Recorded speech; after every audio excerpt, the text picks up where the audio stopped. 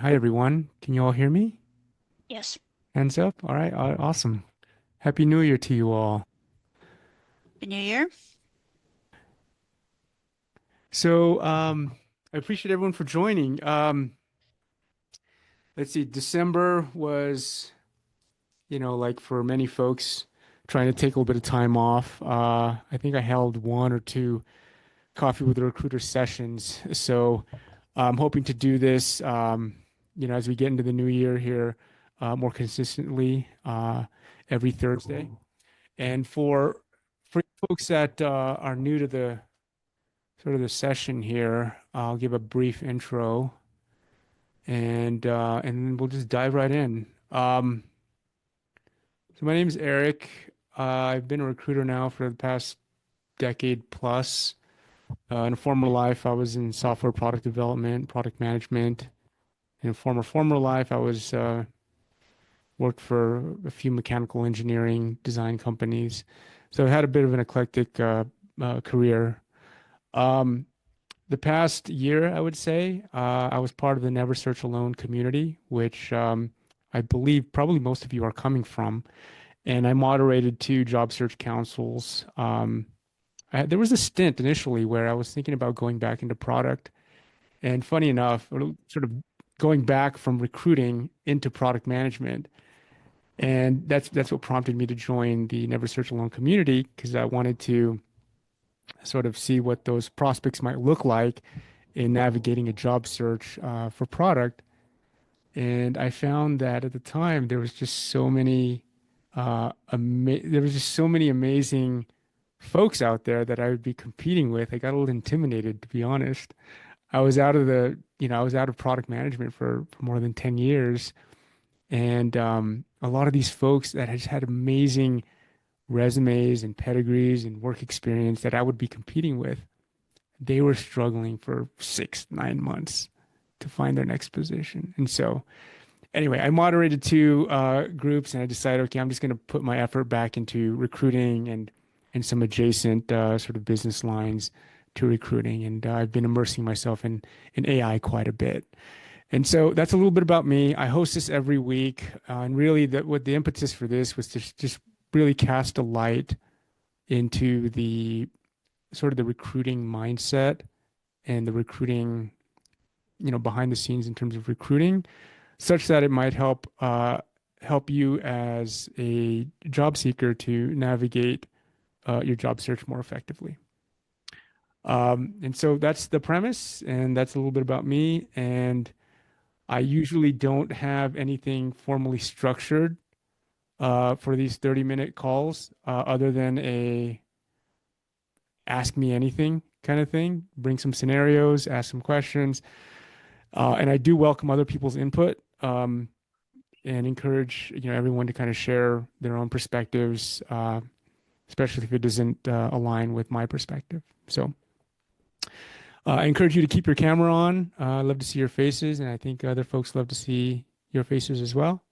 Um, I usually have a question board up, but let's just go old school. And if you have a question, either just put it into the chat or uh, or just say it verbally. Yeah, we have a group of about 15 folks here, so not too unwieldy. All right, let me see if I can open up the chat here. Katie, yeah, for Never Search Alone. All right. So yeah, I'm excited about this new year. Um, and Anyway, let's just dive into questions. If you guys don't have questions for me, which is rare, I have questions for you guys. So,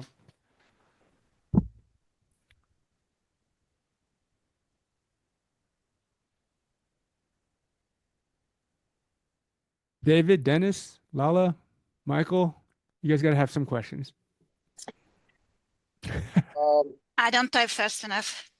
yeah, Hi, David.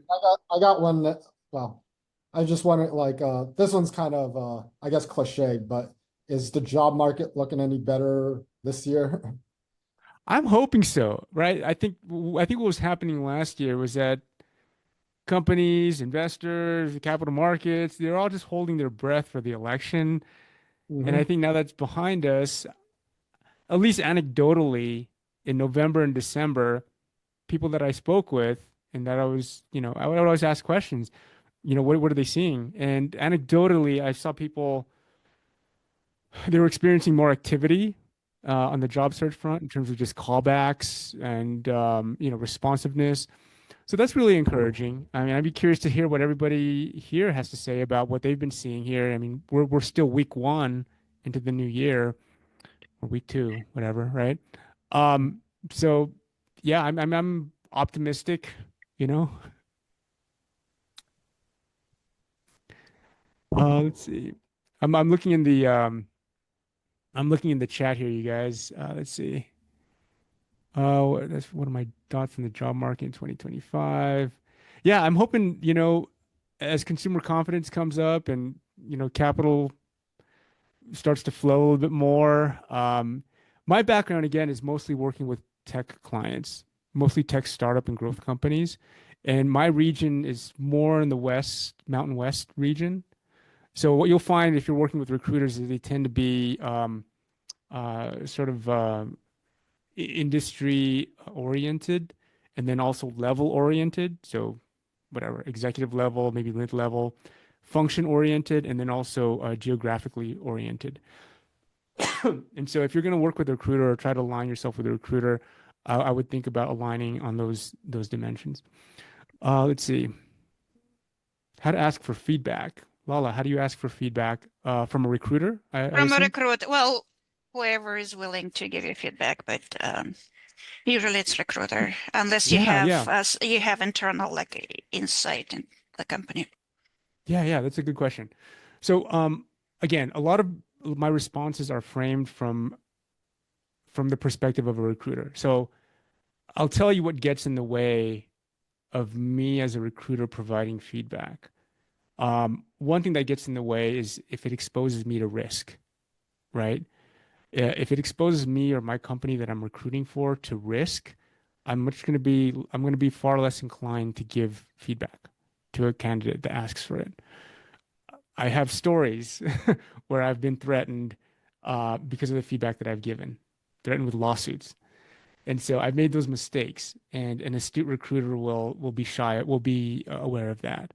So to sort of minimize, the um, the prospective risk for the recruiter in giving you feedback, I would from day one, the first point of contact, I would try to reassure them and signal to them that you value feedback, and not just by saying I value feedback, but actually take whatever feedback that they give you from day one and use it. Demonstrate that you've used that feedback, you've applied it to how you're approaching your search, for example, or your research or what have you.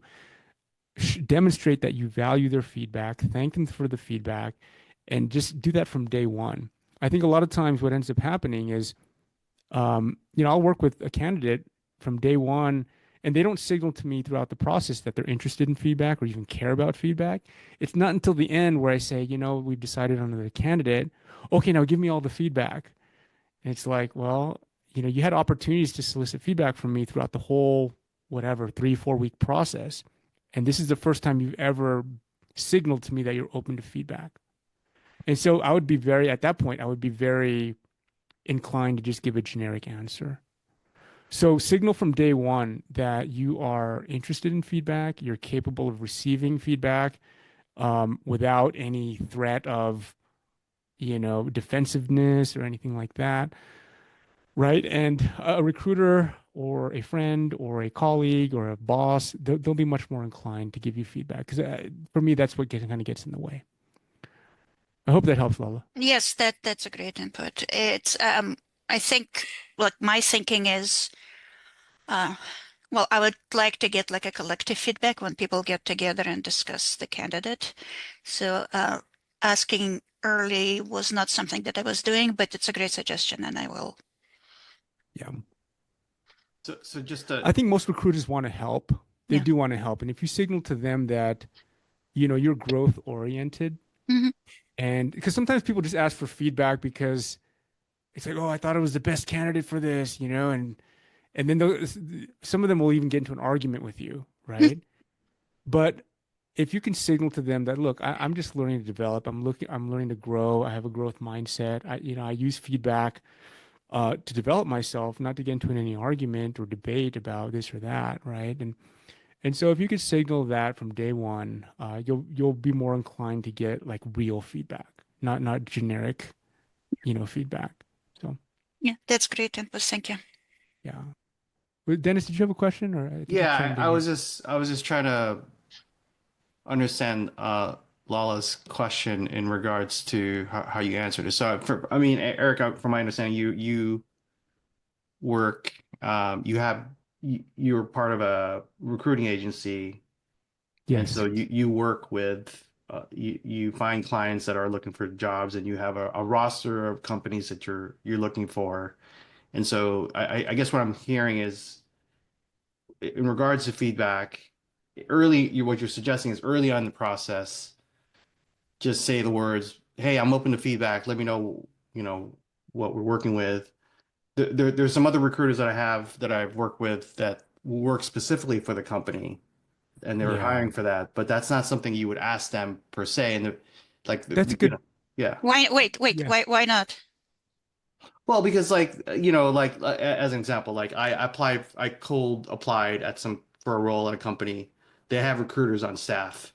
So like obviously that person is going to be working with me to get me through the process, but and I'm going to ask a bunch of questions along the way so that I'm positioned well and I'm well prepared for the interview, but whether they're going to give you, if you get the job, if you don't get the job, that's the only time you'll ask for feedback. Or, oh, is there any reason why I didn't get the job? Right? They can only provide so much information based on what they can tell you legally. Some will, in my experience, will sit down with you and, give you, instead of just a blanket, whatever their HR system can send out, oh, we found another candidate. Some will sit down with you and kind of give you maybe read from the notes on why you didn't get the job. But Yeah, in Dennis, terms of I you're pointing out something that I think is worth diving into for a second here. There's two kinds of recruiters: internal recruiters and external recruiters, typically, right? And there's folks that are sort of in between, like in the form of contractors, but generally speaking, there's internal recruiters and external recruiters. My background is in external recruiting, right? So I work with multiple clients, and I find talent that could be placed at any one of those clients, for example. And I think you're right. Internal recruiters are a little bit more. They're probably more apt to be gun shy in terms of sharing feedback with you, right? They're less inclined because if there isn't a fit for that candidate for you in their company, they tend to sort of just move on. Whereas external recruiters, if there isn't a fit for you at one of their companies, guess what? They have a portfolio of other companies that, assuming that you're a strong candidate, that they could consider you for typically, right? And so they'd be more inclined to share feedback with you. So I think it's about how you frame it. I almost exclusively work with internal recruiters because my role is there is not that many of the openings for that level. So the way I phrase the question, if I have an opportunity to ask, is not like what did I do wrong, but what did I do right, and what could I have done more of, and was there something that I could have clarified because I had feedback that like there was one particular thing that they were looking for and didn't see it, but I actually have it. I just didn't have a mm, I didn't know how to. I didn't know that it wasn't that important to them. Otherwise, I would make it very prominent. So, like, I cannot change things about me. I cannot get 20 years experience in something that I don't have. But it's the behavior and engagement that matters. but I guess what I would say to that is that if you're working with an external internal recruiter, I think you as a candidate should ask those questions to the people that are going to recruit, that are going to interview, and say, hey, what is this person X? What are they looking for? Or um, um, you know, some of the questions that I ask is like, can you share some of the characteristics of candidates that have successfully got hired in the last couple months? Or what are some of the things that they've demonstrated in the interview process? Those are some of the things that I would ask to prepare yourself. And that, that's, I guess, feedback, or you're asking so that you as a candidate can be prepared, so that, um, you're, I guess, little caught off guard. And so you would go in there prepared, knowing that they're looking for this. If the last company I interviewed at, the internal recruiter was very forthcoming and said, "Hey, this look, let me read back some of the feedback of what other candidates have done, or here's some of the feedback." So she shared that with me. So that was surprising. But if I wasn't brave enough to ask that, then she wouldn't have given me that Yeah, information. that's a From a good point, Dennis. perspective of a hiring manager, and I don't want to hijack, it's my last comment. From a perspective of the hiring manager, um, people that I hired yesterday had different criteria than people that I have today because I'm solving a specific business problem at this moment. So I may have a need in somebody who is very extroverted and has particular specialty in this small niche area. And tomorrow for that same role, I would look for something else. It all depends on the team. Like, do I have people of that type in the team already? What are the gaps and how do I fill them? So uh, telling me how other were successful is not super helpful because they were successful at a different time, even if the title is the same.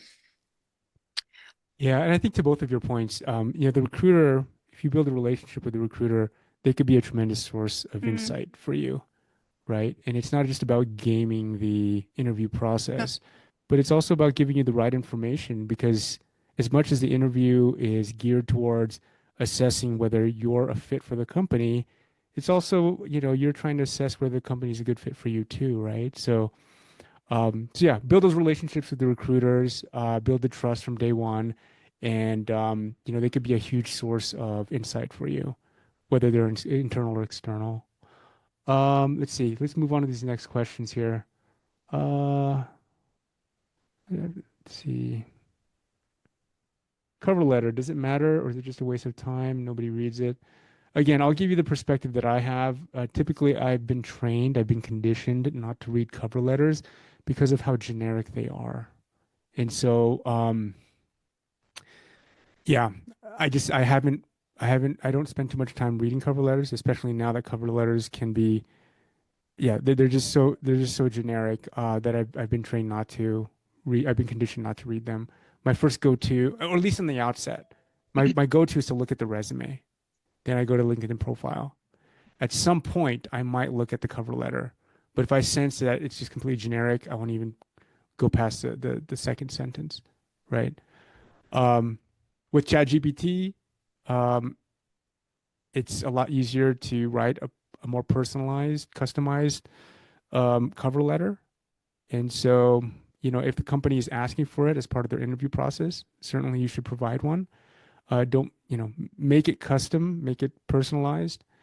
Um, in terms of writing a customized and personalized cover letter, I would really start with what the company is looking for, right? In terms of just talking about you bring this, you bring that. Make sure that you signal in the cover letter that you understand what they're looking for and how you solve their problem. Um, I've seen a few LinkedIn recommendation announcements of people starting new jobs, so I'm hopeful. I accepted a role in late December and start date in early February. Congratulations, Valerie. Awesome. It's a great way to start the new year. For product manager roles, how valuable is having a portfolio? What are the key elements or examples that make a portfolio stand out in this field? I would definitely recommend having a portfolio, if nothing else, just to jog your memory of what you've done, so you could tell a compelling story around it. If you're a product manager that's, several years, even more than a decade into your career, chances are there's work that you've done that you forgot about. And so having a portfolio or just going through the process, it's almost like writing your resume, right? It's not so much the resume itself, but the process you go through in developing the resume, meaning reflecting on what you've done, how you've moved the needle, what your contributions were, what the challenges were that you faced, how you overcame them, right? That takes reflection, right? If you're anything like me, it takes reflection, it takes time. And yeah, maybe the deliverable is the portfolio, but the process that you go through will help you craft a compelling story and narrative. Um, this is similar, right? This is similar to, for any work experience that you have. What I would recommend is when you think about your resume, having at least three like compelling stories that inside and out, because you can massage those narratives pretty much to answer any question that comes up and give concrete answers to. So yes, I would definitely have a portfolio that showcases your work, screenshots, almost case study like what elements or examples. Case study, right? Like give some background, some context about what the challenge is. The whole CAR method, right? Challenge, action, result. Carl, learning. Challenge, action, result, and learning, right? A portfolio should have it's rare that I see portfolios actually. And so for when somebody does have one that's easy to consume and easy to read, you want to make sure that the portfolio is giving the recruiter or the hiring manager what they need to understand what makes you different and how you can solve their problem, right? And so if you're a product manager and you're able to develop a product 0 to 1 and move the needle on this or that KPI, you want to be able to make sure that that's easy to consume for any audience of the portfolio, right? Robert, are there different types of recruiters? One who handles contractors versus one who handles full-time employee placements? How can I tell the difference? How to find a recruiter for a full-time position that isn't just for one particular company? Okay, so yeah, this is a good question. Again, there's internal recruiters and there's external recruiters. External recruiters tend to work for multiple clients, and they tend to specialize based on industry, level, function, and region, right? So if I'm a recruiter here in the Mountain West, it's unlikely that I'm going to be working. It's possible, but it's unlikely that I'll be working on a job in New York or in Europe, right? Most of my searches would be here in the Mountain West region, West Coast, right? Similarly, if I'm doing more executive level searches, the likelihood of me hiring for entry level positions is probably unlikely, right? And so you have to align on those. As far as contractors that handle or recruiters that handle contractors versus full time, we've handled contractors as well as full time. Most of our searches have been full time, but there are recruiters out there, external recruiters that handle both. And so if you have any question, go to their LinkedIn profile, see what kind of work that they've done. And then, don't hesitate to ask them, right? I think a good recruiter will be more senior, meaning they've been around the block. They have 5, 10, 15 years of experience. And a recruiter, preferably, you want a recruiter that has line of sight to the hiring manager, right? The more layers between your recruiter and the decision authority, the less effective they will be on your behalf, right? So, and usually the more senior recruiters are more likely to have line of sight to the hiring manager, meaning they have contact with the hiring manager and the decision makers. There are firms out there, external recruiting firms, where they have, younger, younger recruiters that are earlier in their careers, and they don't have line of sight to the hiring manager. They have like an account manager that manages the requirements from the hiring manager, and that gets sort of telephoned or communicated to the recruiter. And so ideally, you're working with a senior level person that knows that client or that company, pretty well. And ideally has worked with the hiring manager before, and they've made placements and they've hired for that hiring manager before. So those are some questions you can ask to sort of size up the recruiter that you might be working with. Um, Hopefully Right. that helps, Robert. Yeah, if I'm just going out and trying to find a recruiter to kind of help me in, for a position, I mean, how would I go about finding like an internal versus an external recruiter? Like, how would I find somebody who's in the tech industry versus, something else? Yeah, yeah, This is where I'm starting to get a little lost in the recruiting. So, yeah, yeah. So several things, and I hope this doesn't come off as too generic, but word of mouth, right? That's one way. Another way is you could do your own search on LinkedIn for recruiters, and you can find recruiters that again align with those dimensions that I mentioned: yeah. industry, location, region, level, and function. Okay. Um, the other thing too is Oop, you froze. like, and most recruiters are spending their time on LinkedIn. There are other sort of community-based pots, I don't know, community-based groups that you can get involved with where recruiters will go to. So, for example, um, I'm just thinking of Fractionals United. That is it's a community, and I think largely manifests itself through like a Slack community. But these are folks that are, doing fractional kind of work, and you can get yourself into a community like that, and recruiters will gravitate to those sort of honeypots because they're high concentrations of sort of higher caliber talent. Okay. And so they'll gravitate to that. The other thing too is just, with this in terms of social media and sort of personal branding, right? You want to be easy to find on LinkedIn. You Sure. want to be, you want to position yourself as not just like a generalist, but you at least have some sort of specialization or focus, right? So be easy to find in LinkedIn for whatever whatever area you specialize in, right? And that's a whole other thing, right? Like making good use of the real estate, how you present yourself, if you create a little video or something that you put on there, right? Be easy to find.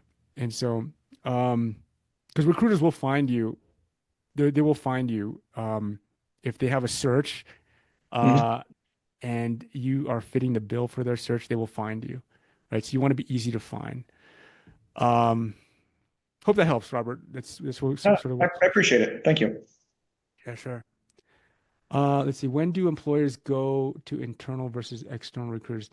Yeah, it's a good question, Lala. So typically, what I've seen is employers will use internal recruiters um, largely if the search is sort of a backfill position, meaning that that let's say they have a team of, I don't know, engineers, and they have, I don't know, 20 engineers, and they've done the hire before. Typically, they'll turn that over to an internal recruiter. When they'll go to an external recruiter, they'll do that in several cases. One is if it's a position that they rarely recruit for. So executive level positions are typical that they'll use an outside agency to do that. Um, if it's a situation where the volume of recruiting or they haven't gotten any traction internally, then they'll look to the help of an external recruiter. And maybe it's a specialized role, right? Maybe it's a role where the supply of talent is constrained in some way or minimal. And they'll use an external recruiter where they have to sort of headhunt that Mm. person, right? They have to poach them maybe from another company because it's not like they could just post a job post and they'll get a bunch of inbound, right? So those are cases where they'll go external. Let's see. We're at time here, but I'll look at Gannon's here for a second.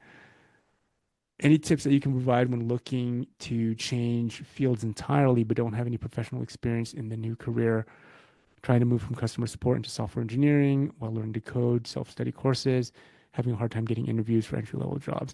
It's tough right now, Gannon. particularly in tech, there's an abundance of great tech talent out there right now. So the folks that you're competing with that do have that experience, even,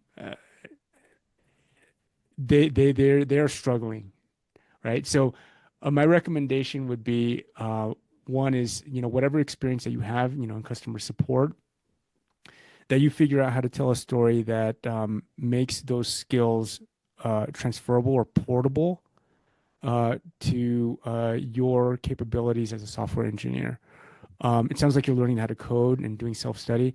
That's great. To the question about portfolios, I would start just doing some project-based work, even if it's pro bono, and building a good portfolio of stuff that you've worked on, put it into production, make it available on a website if you can.